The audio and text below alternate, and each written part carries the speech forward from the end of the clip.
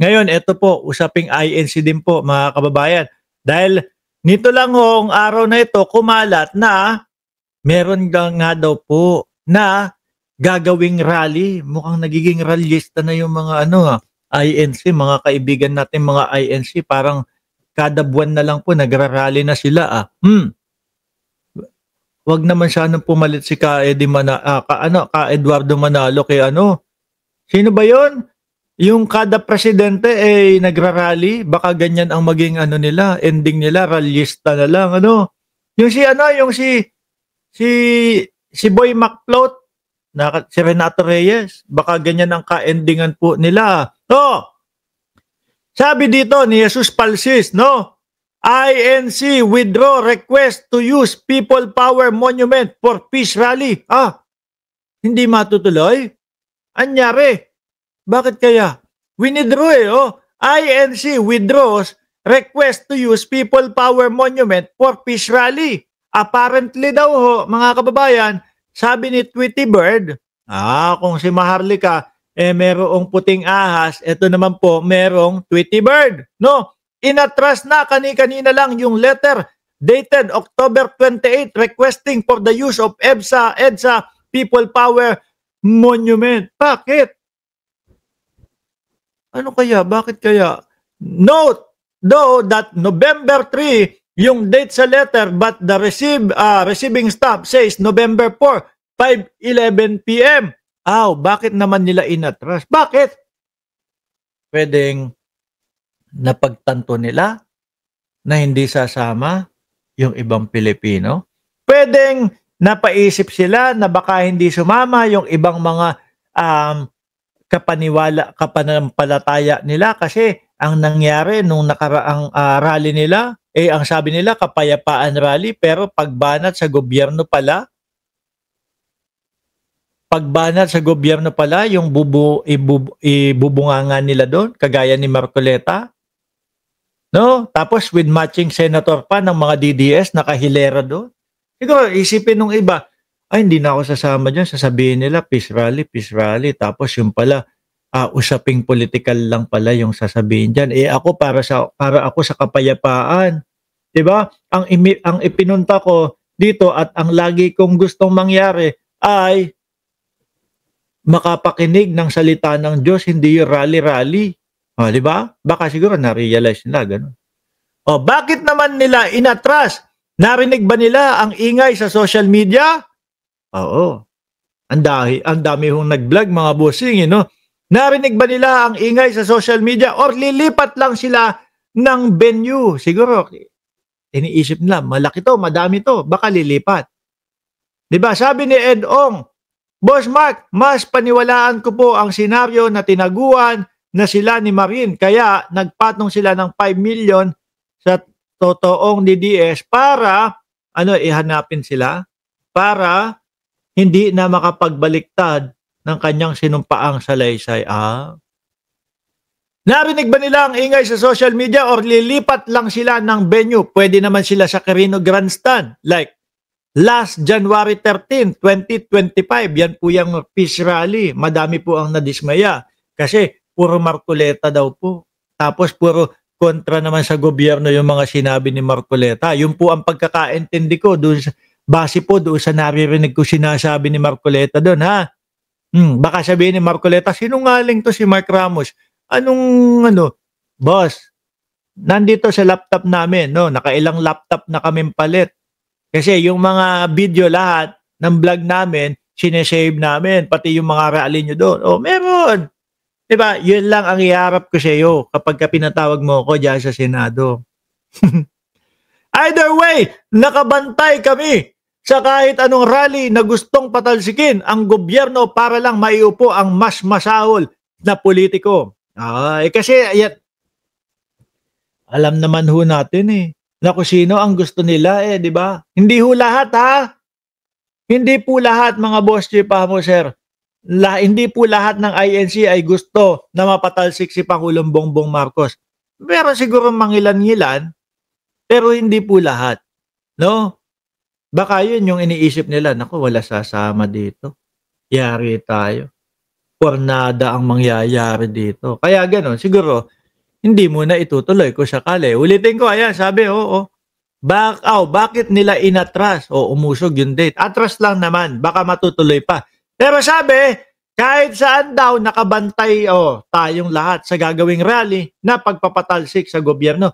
Mga boss, 'di ba? Ang tagal-tagal nyo na, ang tagal-tagal ng may rally, halos araw-araw may mautog dati. Hindi pa kayo nadala. Hindi hanggang ngayon si Pangulong Bongbong Marcos pa din ang presidente natin. 'Di ba? Sabi nga ni Pangulong Bongbong Marcos, aware siya doon sa mga magaganap na mga rally. Alam niya, no, at hindi siya natatakot doon sa mga magrarally-rally na ganyan mga bossing. 'Di ba? Hindi ko kayang tinagin ang Pangulong Bongbong Marcos. Sabi ni Jorge Edralin, mapapahiya sila. Biro mo ILC pero walang nagawa kay PBBM. Sabi ni Kimi Barrera, mula sa ama hanggang sa anak, puro yan ang akusasyon. Wala namang ebidensya. Baka manahin pa ng anak yung akusasyon. Mapapahiya lang sila. Pahina na ho ng pahina yung ganyang akusasyon nila Ngayon dakuin natin mga boss Chipamo sir, etong kay Anjo Iliana at kay Tito Sen. Alam nyo po ba? Ganun na si Anjo, taas kamay na, dalawang kamay. Suko na!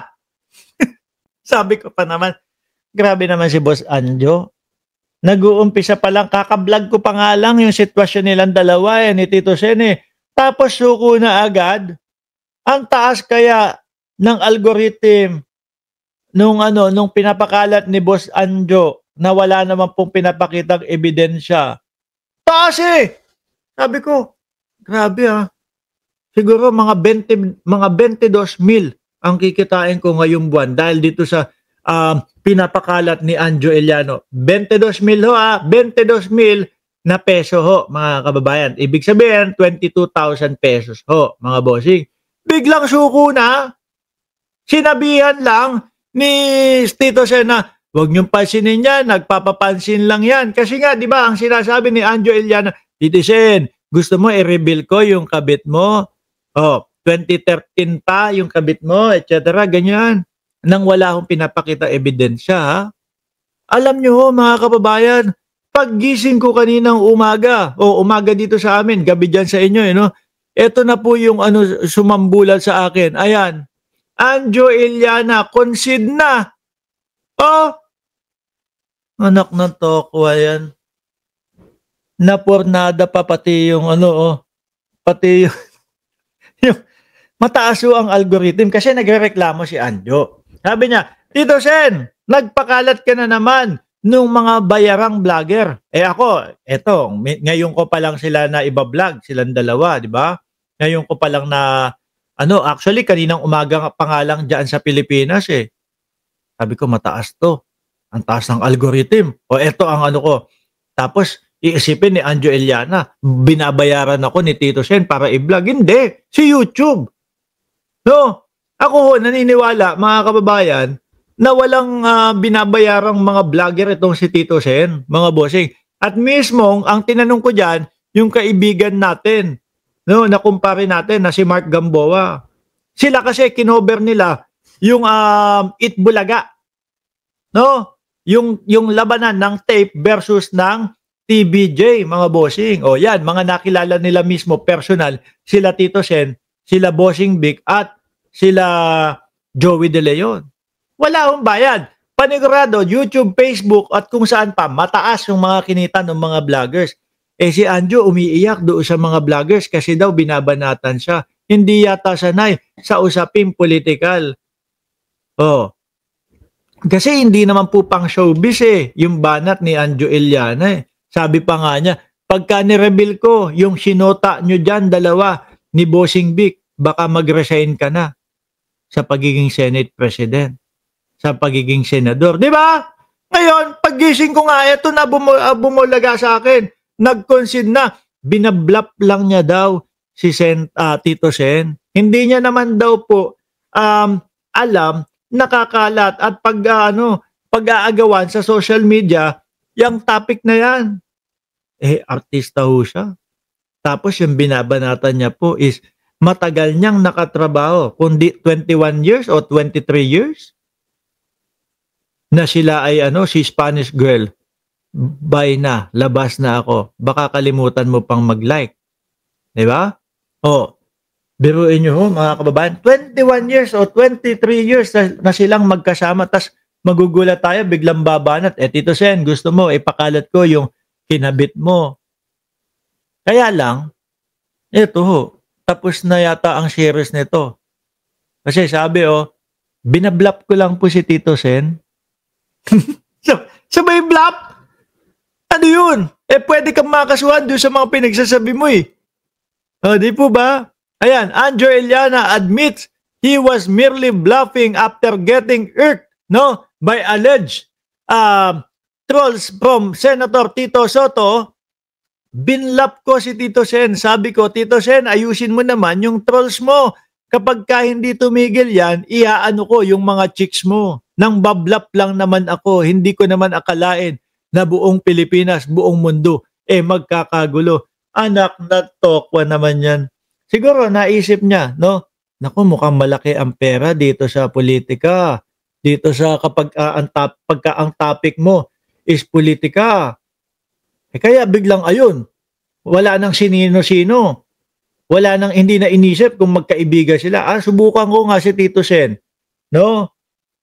Kaso ang naging reaksyon ng mga vlogger at naging reaksyon po ng mamamayang Pilipino, hindi po pumabor sa kanya. Sabi ni Alaga 143, kasuhan na yan. Tingin ko, hindi aabot doon, sa puntong yun nakasuhan pa ni Tito Sento. Kawawa naman. Ang sasakyan niya yung parang lumang Altis na nga lang, tapos kakasuhan pa. Baka pati yun maibenta pa. Tapos ang kukunin na lawyer, sila Attorney Buko. 'Di ba? Ma'am Chris Rose, salamat po, Ayan, lagi nandito yan si Ma'am Chris Rose Sabi ni Birahan PH, Spanish girl, admin. Cereza Post, admin. Yan. Lahat pala kayo, kulay blue na. Tapos, subukan ko nga yung Mark Ramos. Ito, si Santi tong si Jordan G. Kapag yung Mark Ramos, kulay gray. Nakakapagtampo ka, ha? Ako lang kulay gray. Sila lahat blue na. Si Jorge Edralin, blue. Si Virgie Badiola, blue. Ako gray. Tigil na natin to. Ako host dito, tapos ako gray. Wala akong kulay. Anyway, mga kababayan, ako'y magpapaalam na, shout out sa Cereza Force family, shout out dyan kay Sir Jorge Edralin, shout out sa lahat po ng nandirito, at huwag nyo pong kakalimutan na mag-subscribe, mag-like, and mag-share ng ating mga video.